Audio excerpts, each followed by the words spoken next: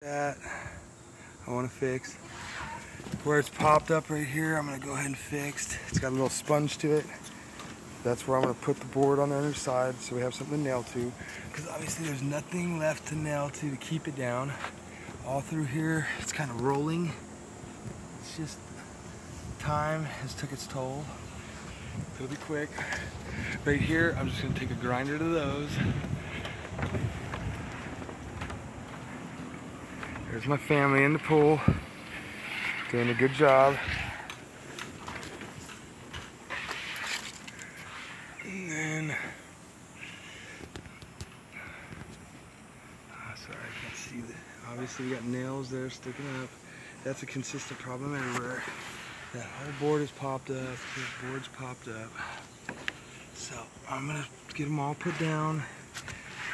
It's a very consistent problem throughout the deck. It shouldn't be that much to do it if we have something to screw to is the main thing. Problem is nothing to screw anything to